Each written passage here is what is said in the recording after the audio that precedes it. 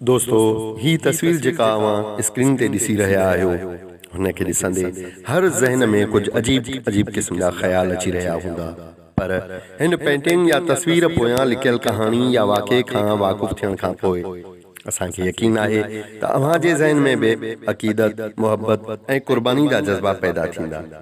हिन पेंटिंग जूं कापियूं अॼु बि यूरोप में तमामु घणे ऐं महांगे अघ में विकामजनि पियूं। अचो त अव्हांखे हिन तस्वीर पोयां थियल वाक़े बाबति कुझु ॿुधायूं। यूरोप में कंहिं वक़्त में कंहिंखे बि बुख ऐं उञ मां तड़पाए तड़पाए मारण खे सख़्त तरीन सज़ा सम्झियो वेंदो हुयो। उन्हनि ॾींहनि में यूरोप जे कंहिं मुल्क में कंहिं शख़्स खे अदालत पारां बुख ऐं उञ मां तड़पाए तड़पाए मारण जी सज़ा ॿुधाई वई त सिपाही खेसि सज़ा ॾियण जे लाइ काल कोठड़ी में बंदि करे छॾियो ऐं संदसि मानी ऐं पाणी बि बंदि करे छॾियऊं। उन शख़्स जी हिकु शादीशुदा धीउ हुई जंहिं परेशानीअ मां हुकूमत खे दरख़्वास्त कई त खेसि पंहिंजे पीउ सां रोज़ मुलाक़ात लाइ इजाज़त ॾिनी वञे। संदसि दरख़्वास्त क़बूल कई वई ऐं सख़्त तलाशी वठण खां पोइ खेसि पंहिंजे पीउ सां मिलण ॾिनो वियो ऐं ईअं हूअ रोज़ पंहिंजे पीउ सां मिलण लॻी।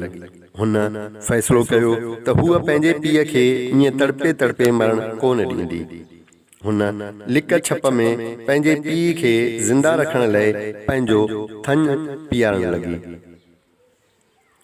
जॾहिं हू शख़्स घणनि ॾींहंनि ताईं कोन मोह त जेल इंतज़ामिया खे शक पियो त शायदि संदसि धीउ खेसि लिक छप में खाइण पीअण लाइ कुझु ॾेई रही आहे।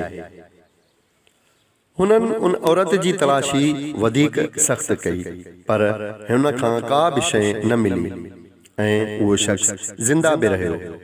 चौकीदारनि ने लिकी उहो लकाउ ॾिठो त कीअं उहा औरत यानी धीउ पंहिंजे पीउ खे पंहिंजो थञ पीआरे रही हुई। उन औरत खे पकड़े अदालत आंदो वियो त उन औरत अदालत आॾो तस्लीम कयो त पंहिंजे पीउ खे ज़िंदा रखण लाइ हूअ वाक़ई पंहिंजे पीउ खे पंहिंजो थञ पीआरे रही हुई। अदालत संदसि मोहब्बत जी इहा अजीब हरकत ॾिसी खेसि ऐं संदसि पीउ खे आज़ादु करण जो हुकुम ॾिनो।